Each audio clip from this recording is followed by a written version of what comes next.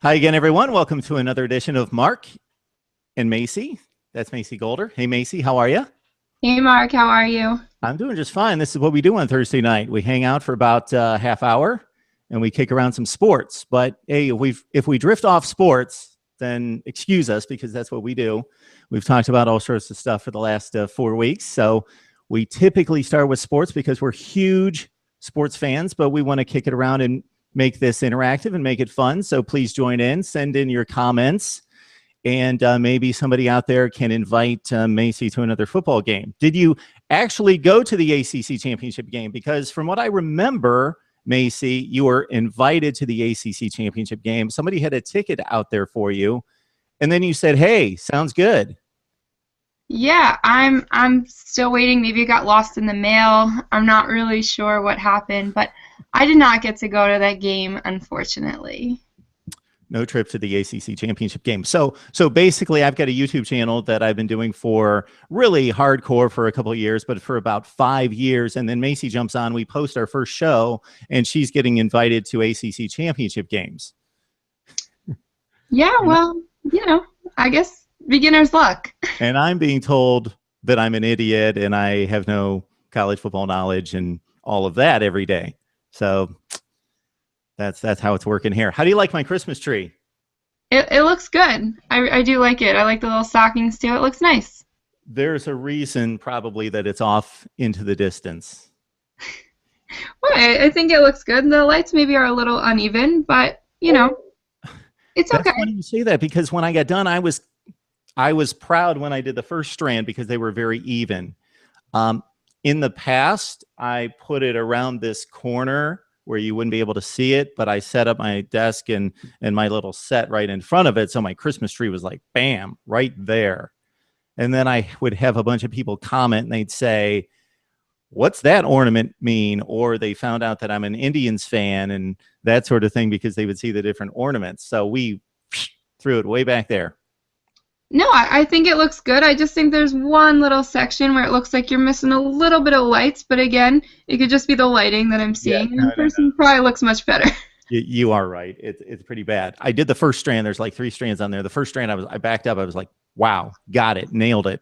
And then after that, I guess I was overconfident, and so I didn't check it and even it out. But yeah, there's a big gap, and then there's a clump of lights right under it. So we'll work on that.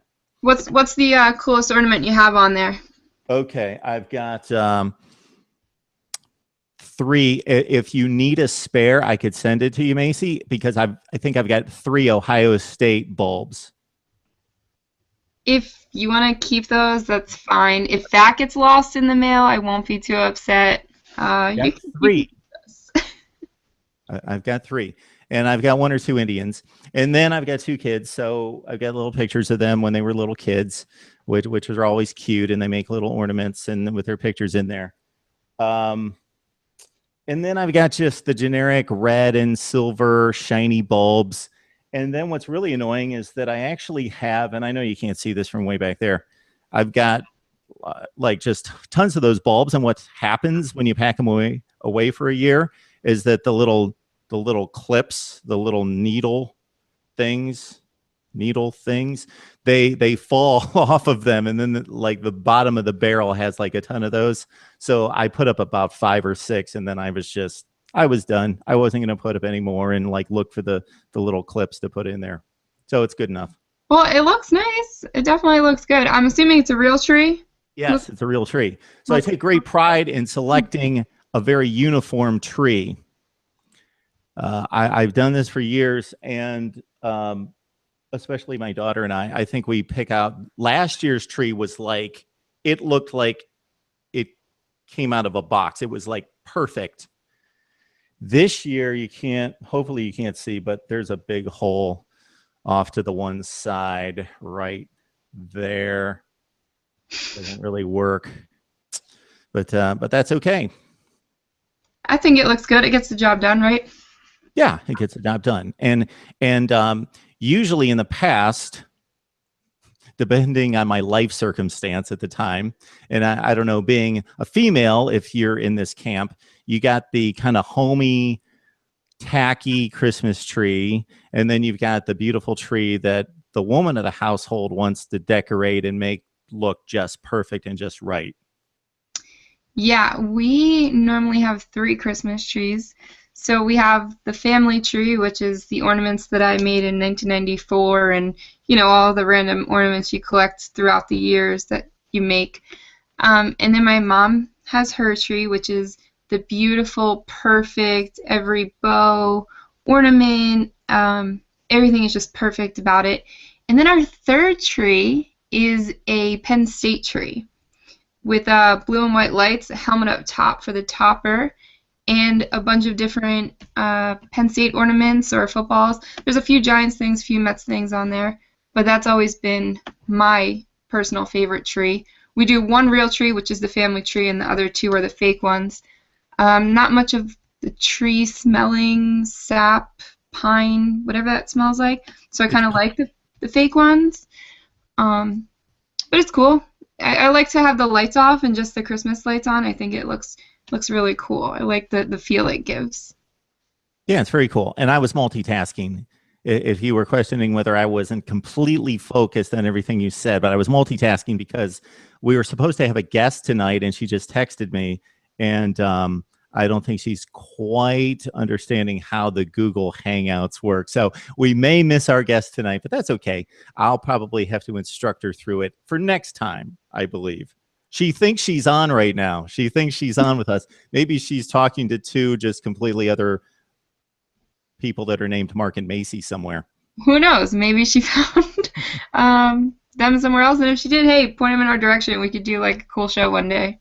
Yeah, we could have a big show. There's a Mark and Macy somewhere in Idaho having a sports talk show, possibly. Yeah, no, that would be cool. So you didn't watch the whole Giants game. Macy and I, before we came on, I mentioned the Giants game because I know she loves the Giants, and I was at work watching football, and so I caught most of the game. Especially, I locked in on the fourth quarter because it was close. Maybe not the best football available, possible, but two fairly marginal teams. But it was close, and it was pretty exciting down at the end of the game. You know what, Mark? I am like an old lady. I'm usually in bed by 9:30, 10 o'clock. So to stay up and watch Monday Night Football, Sunday Night Football, Thursday Night Football seems to be a challenge for me.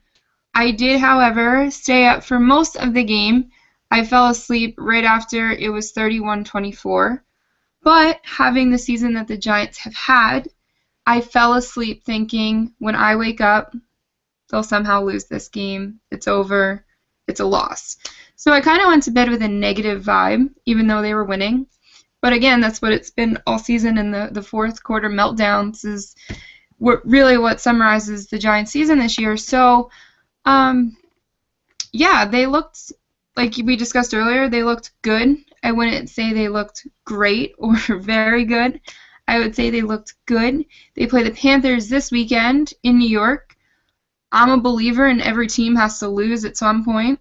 So I'm thinking the Giants could beat the Panthers, maybe end their nice little streak they got going. I don't know. It's really down to the wire, and that's when the Giants seem to play the best football. I didn't think of this until you just mentioned it a second ago, but a history lesson here, and you might remember this from being about 3 years old at the time or whatever you were. Denver Broncos undefeated, right about 13-0, something in that range. Giants Stadium, snow all over the place. Giants pulled the upset, like a marginal Giants team, 500 team. They pulled off the upset, beat Denver, John Elway. This was like 1997 or 8. So it could happen. It could definitely happen. I'm not feeling the snow and the snow bowl because it's been pretty warm here. But I'm trying to stay positive. I'm trying to stay hopeful. And knowing what the Giants have done in the past, for some reason, this is where they kind of click. It's that end of the season click and playoff mentality that they get. So it's pretty much win and you're in, and that's the only way they're going to get anywhere in the postseason. I'm really not ripping you for not staying up through the game because I'm one of those morons who walks around sleep deprived the next day because I stayed up till 2:30 in the morning watching a game on the West Coast, and then I had to get up at 7:30 in the morning. So you stayed up till 31-24. That was the final score, I think. Yeah, it was. I think there was 6 minutes left. Okay. So I didn't see the whole game, but I saw most of it.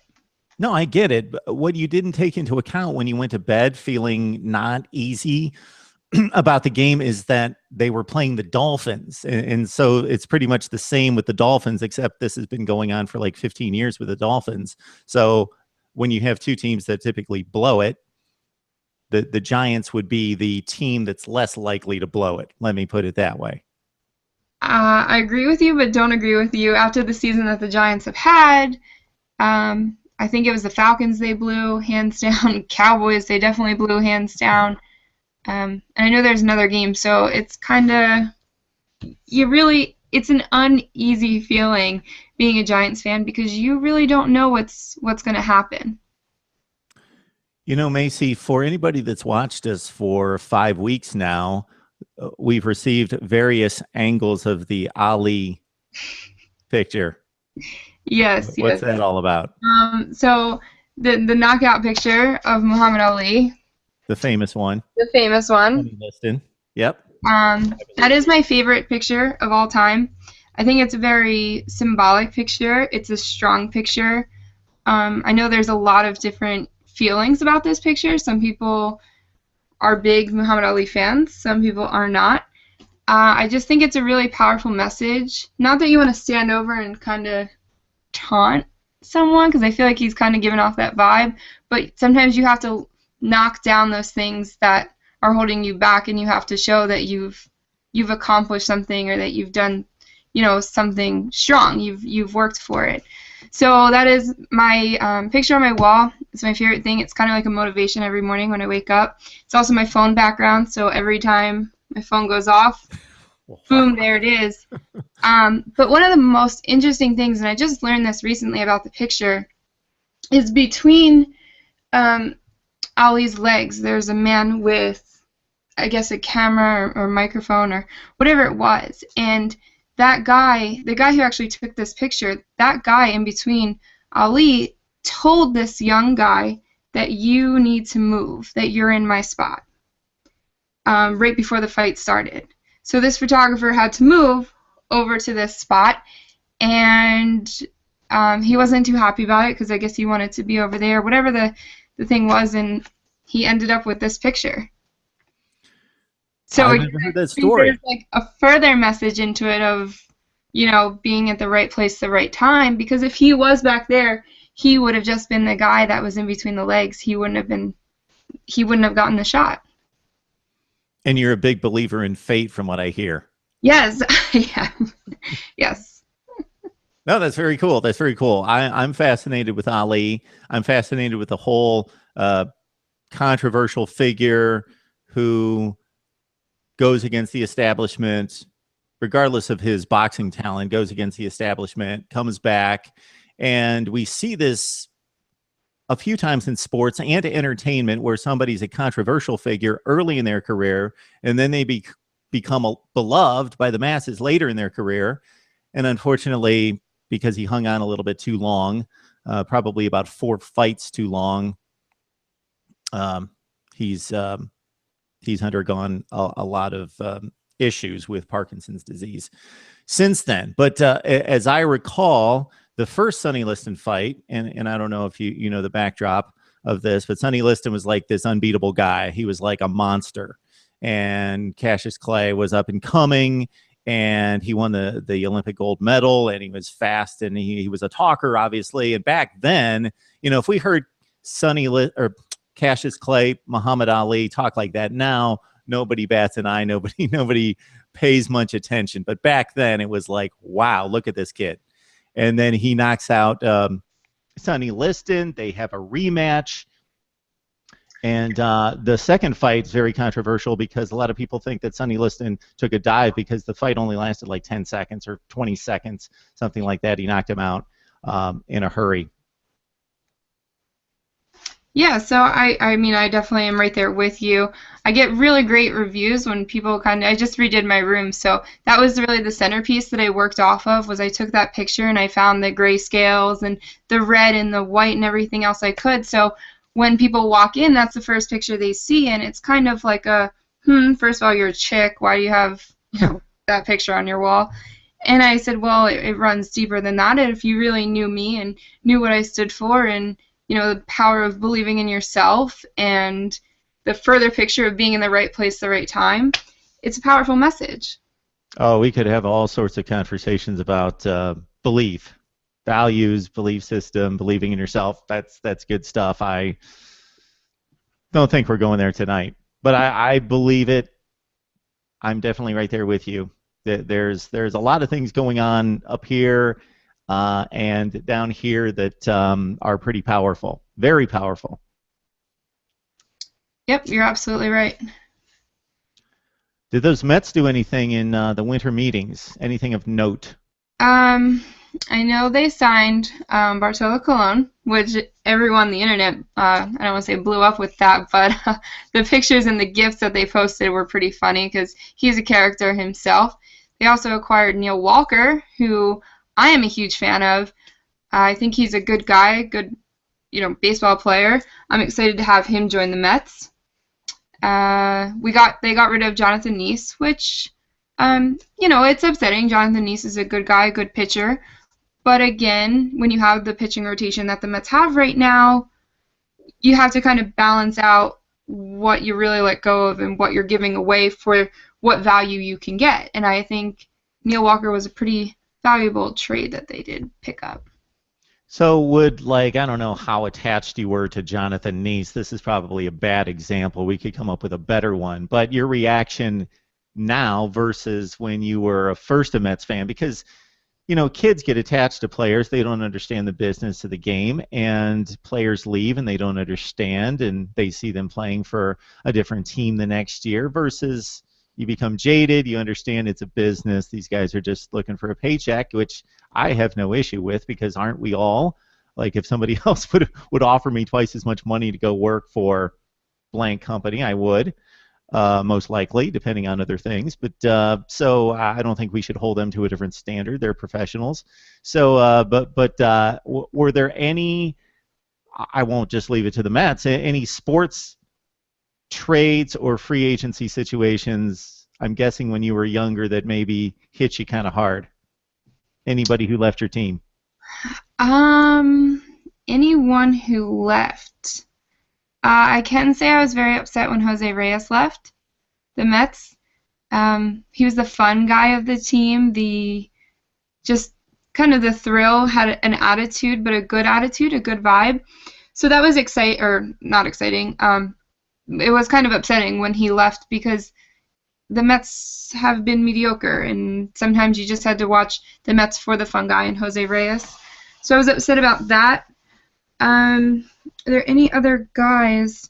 I can say I was very upset when Peyton Manning left the Colts, even though I'm not a Colts fan. That was upsetting to see. I don't know why, but I felt attached and then unattached for some reason.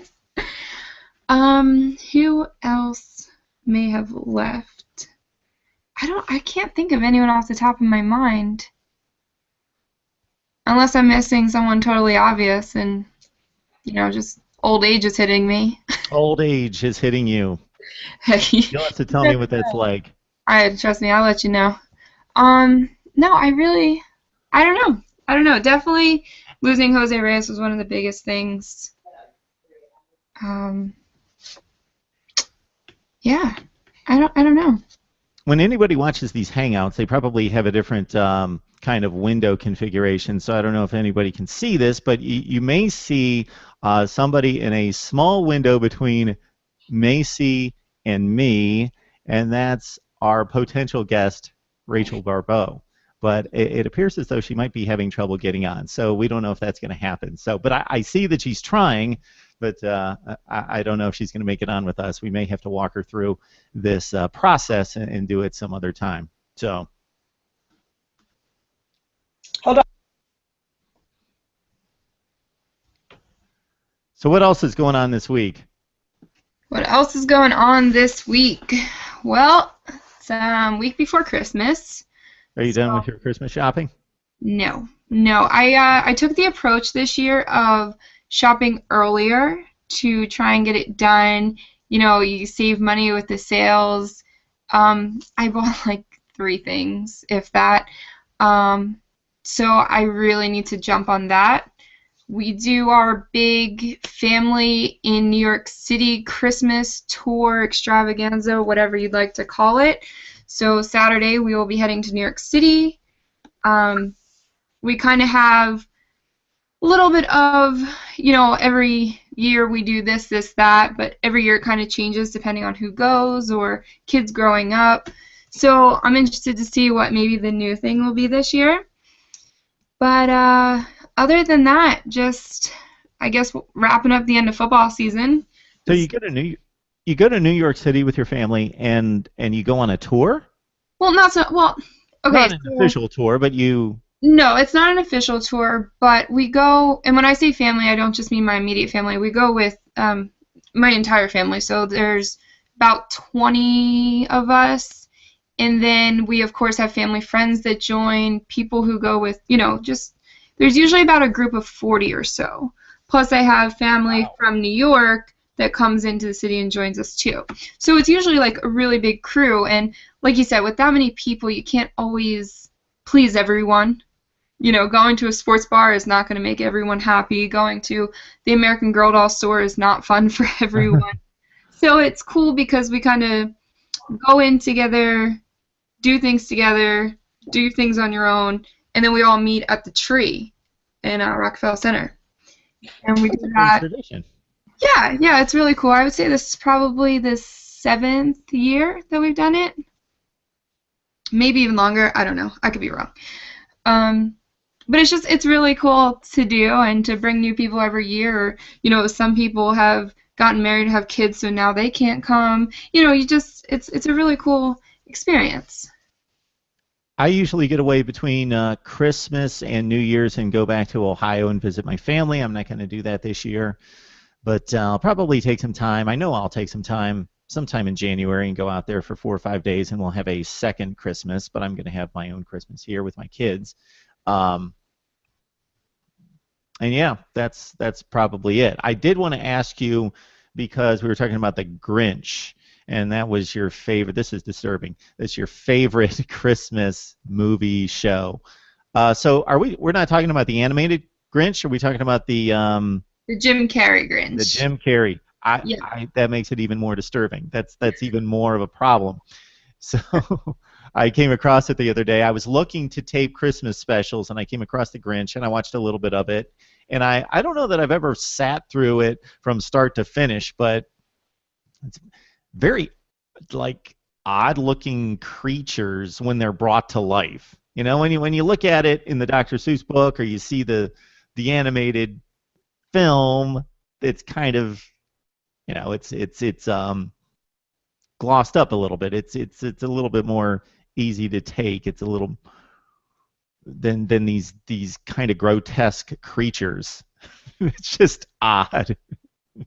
Yeah, I guess I agree with you there. They're a little strange looking, but I do find, and maybe I'm just weird, I don't know, but I know people that almost look like them in real life.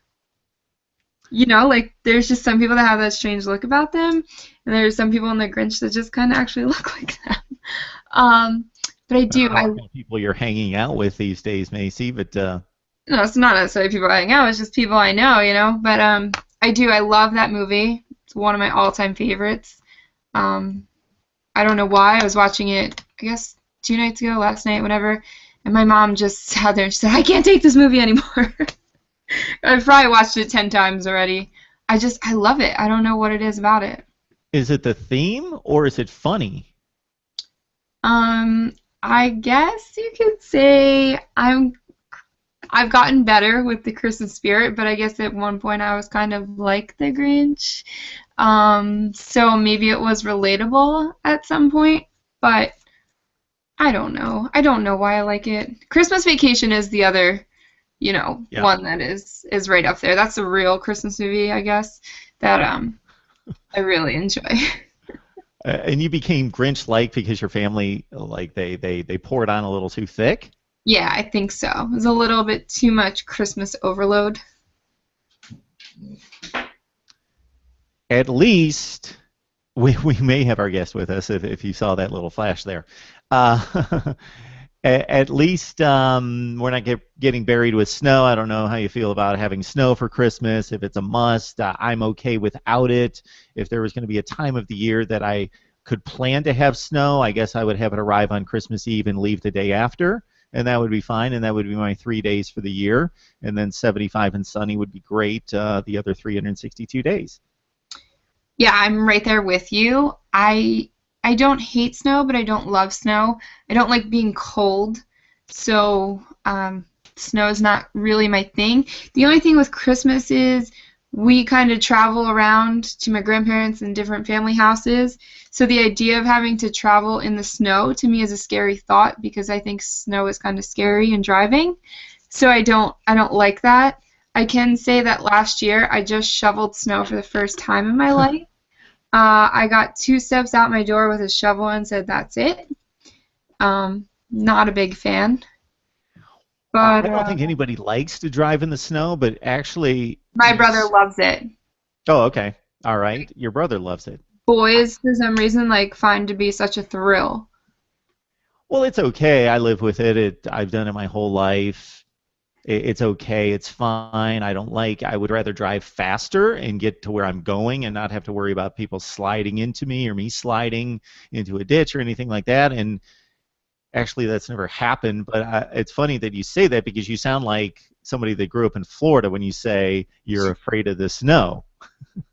I do. I do sound like, a little West Coast girl or like a Florida girl where they don't really get snow. It's one of those things, even like as a kid, I would go out sledding, but I would last 2 minutes because I was too cold. I was back inside. And the Really? boys would always throw snowballs at me, and I hated it. I don't know. Oh, you do hate the snow. I thought that was like an old person thing. I thought that was me. Like when I was a kid, I don't know that I loved the snow. Like if somebody would have asked me, I would have rather been swimming and playing baseball in the heat than dealing with snow. But it came. It was part of life. I didn't think about it. I went sled riding, snowball fights, played football in the snow, did all that stuff. But now that I'm older, the older I get, the more I travel and have traveled in the last several years and see different places that don't get buried in snow.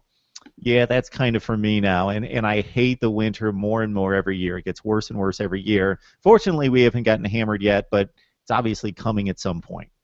I know. I'm at two years in a row now where I have been traveling and the snow kind of hits you and ruins your flights.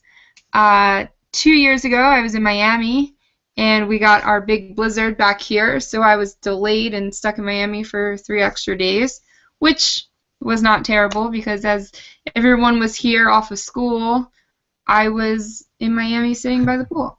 So that wasn't too bad because I was in the better end of the deal.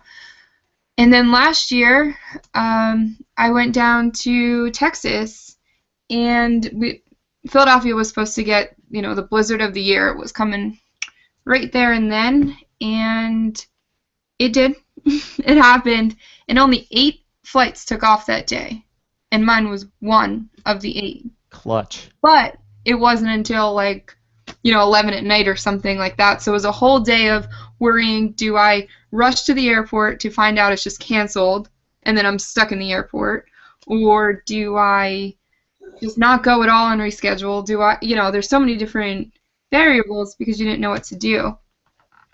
But I survived. I do have another flight booked for the first end of January or end of December, beginning January. So I'm hoping the snow holds off until then because I don't want to make it 3 for 3. Yeah, I think we're supposed to be okay, and I know you're in a different place, like 3 hours away or whatever it is, but we have similar weather, and I think I checked it recently. You should be okay, even like the long-term forecast is like the weather's going to stay, the temperature's going to stay at a certain point where we're probably not going to see snow until after New Year's. It's kind of Let's hope crazy. for that. It's kind of crazy. And then I'm going to drive to Ohio, and I'm planning that mid-January, so who knows what's going to happen with that. I could have to go early or late or come back early or late because you constantly get used to changing plans and driving plans and flight plans when you live in the Northeast in January and February. But that's life. That's okay. Yep, yeah, I saw something on the news. I didn't see the whole story. I just saw that they were saying that this could be a December without snow. And I don't know if it's ever happened before or if it's only, maybe happened once or twice before, but that would be kind of interesting because I don't think I can remember a December without snow. My mom, the last 2 times I've talked to her on the phone, which I usually make my weekly phone call on Sunday when I'm driving to work, and I talk to my mom, she has told me the same story now 3 consecutive weeks about how one Christmas, when she was a little girl or a teenager or whatever, that it was 75 degrees, and there's been nothing like it since. I don't know if I'm complaining. I would maybe take it. Oh, that would be great. I don't think we're going to get 75. Yeah, I'll take like 60s. I'll take that. So we did have an NBA poll that you threw out there last week. How did that turn out? Yeah, so I will take a little bit of the blame for putting it out at, a little bit of the wrong time. It was like, yeah, it was 10:30 in the morning on a Friday. No, it was 10:30 on Friday morning. I should have put it out, when more people were on, not at work, because I know you're all working hard, not on Twitter. So we asked, how many wins will the Warriors end up with this season? I asked. Out of the 36 votes, we had 31% say 60 plus. So shout out to everyone who jumped in my little boat. We had 56% of people say that they would get 70 plus wins. That was me. 80 plus wins. It was 11%. Whoa. And then 2% hit other, and I asked them to please explain, but I did not get any explanations. But I do have to say, our good friend Phil Murphy. Yes. Happy birthday to Phil, by the way. He predicted a solid 72 wins, so we're going to mark him on those words. Yeah, let's see how smart Mr. ESPN really is, Phil Murphy. Yeah, that's right. Let's hold Phil to that. So yes, let's keep track of that. 72 wins. So yes, Phil Murphy, I will keep this paper with the 72 wins. It is. And I will keep it until the end of the season. It's right there. I'll let you know. Documented on the Giants notepad. Yes, always. It's always official on the Giants notepad. I said 70 plus because I just did a little math and it seemed fairly easy. Not easy, things can happen, but I thought, okay, at the time they were like 23-0. I thought, okay, to get to 70, they've got to go 47-12. And I think they can not easily do that. It's obviously difficult to play at that pace, but based on what they've done thus far, I think they can do that. So I think I should also be given a little bit of credit if my selection hits the range too. All right, I'll add you to the list. I'll say, what are they, 23-1 now, 24-1? 25-1. 25-1. I'm really keeping up with those NBA games. 25-1. They're going to go. Well, Phil already said 72-10. I'm going to say that they go under 71-11. Okay. I'm playing the Price is Right. About this whole Warriors, blah, blah, blah, I know it's kind of been our topic of discussion, but what I thought was really interesting was, first of all, they lost one game. And it seemed to be that all the sports networks, channels, online, is all they could talk about is the Warriors losing one game. And I really didn't think that was such a big deal. Yes, I understand they're on a streak. I get all of the stats and this, but they lost one game. And it wasn't like a game to end a season. Maybe it's just me. I don't know. I just thought it's not just you. It was a little much where you look at the Sixers who were 1-25. So it's like, what? But nobody cares about the Sixers because they are 1-25. It'll just be kind of a humorous thing if they have this unbelievably bad record. Where the Warriors, they're the story. They're going for history. I know, but you lost one game, and in basketball, to lose one game, that's not Well, it's the not a end of the big deal in the world. big picture. They just want to win a championship. It's not a big deal. But if you've noticed, Macy, the big sports networks, and I'm familiar with one of them, they latch on to the big story and they blow it out of proportion. So LeBron James, Tim Tebow, No, that's Deflate. me. That's me with Tim Tebow. What's that? That's me with Tim Tebow. That's not networks. Yeah, That's you had no issues with that. You were part of driving that. yes. So Deflate Gate, on and on and on, and now it's the Warriors. I get it. I understand it's quote unquote a big story, but I just feel okay. It was one game. No need to get so down on them and so negative. They lost one game. They're human. It's bound to happen. Exactly. I couldn't have the typical sports talk show because what happens is it's like groupthink and everybody gets enamored with the same subject and you listen to these sports talk shows and if it's the Warriors then for 4 hours the guy's taking calls about the Warriors. That would just drive me insane. I've got to talk about different subjects and kick it around and I'm not real enamored always with the big story just nonstop. I agree with you, and I think the people who only know the big stories aren't real sports fans. Yeah, typically. Yeah, that's a good point right there. So do we have a poll for this week? You're officially in charge of the polls. All right. Did you know that? I'll take that.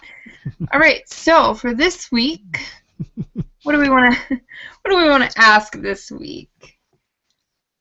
This always happens. When we were talking before we recorded, I thought of a bunch of things, but I can't think of anything right now.